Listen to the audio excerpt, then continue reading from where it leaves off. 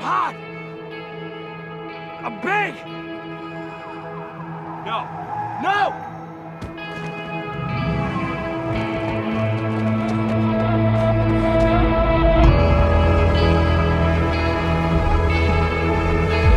My name is Daniel Lugo, and I believe in fitness.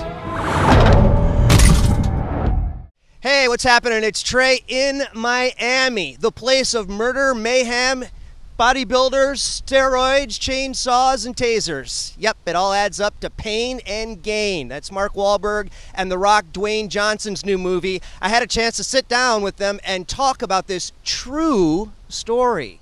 What was your first reaction when you kind of started perusing this?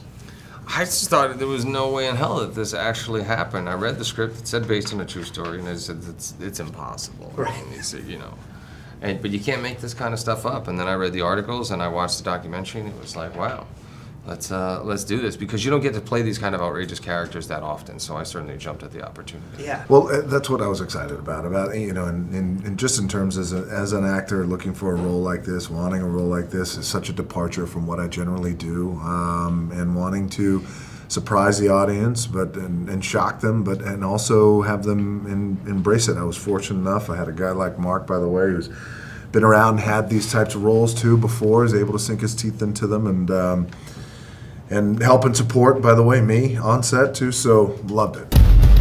You just can't kidnap a guy and take his things. That's so illegal. Well, sure we can. Victor Kershaw is a criminal prick who deserves bad stuff to happen to him. We go through with this, nobody gets hurt, right? Oh, man, we snatch him. There he is! We grab him, he signs a few signatures. We give him a protein shake. You don't even know what happened. I watched a lot of movies, Paul. I know what I'm doing. I've never seen you do this kind of character before, so it was just fascinating to watch you kind of tear it up. Well, I love the writing, just on a sort of page-to-page dialogue level. It's a completely crazy story. When you're reading a script like that and it's so unpredictable, you really don't know where you're going. Right. You don't know your footing.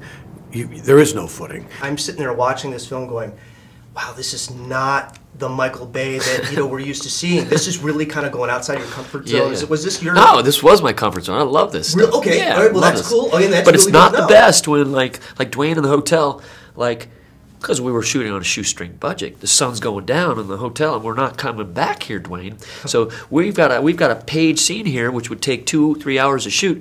We got 17 minutes. So give me your A game. Roll. Let's go. You know? Oh my God! I swear to God, it was like that fast. The Sun Gym Gang has successfully acquired every asset you had. What happens now? Now I go to work.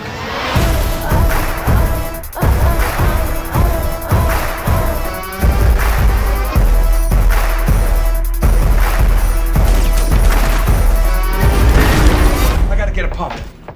That's it. It's good. It hurts. I know it does. That's it. Get it. Was that difficult? I mean, as far as the balancing act of... I mean, there's humor in this, but it's, it's not, and we call it a comedy, in the title, but it's not really a comedy. Also, to backtrack a little bit, you couldn't even do it that way without the comedy because the situation is so ridiculous, right? Like it wouldn't make sense to viewers. I don't think you'd be able to grasp it, because it's so crazy. There's some sympathy, for these characters, which I thought was, I came out of there being feeling a little weird about it.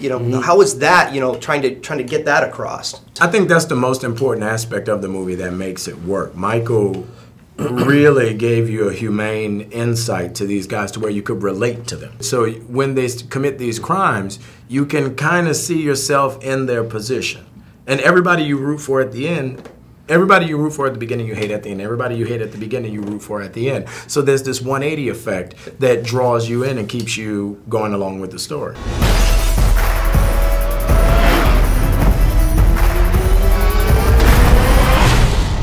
You said no violence. And I meant it when I said it, I swear to God. I cannot kill. Duly noted. Look, when this is over, we'll all go camping, all right? Okay.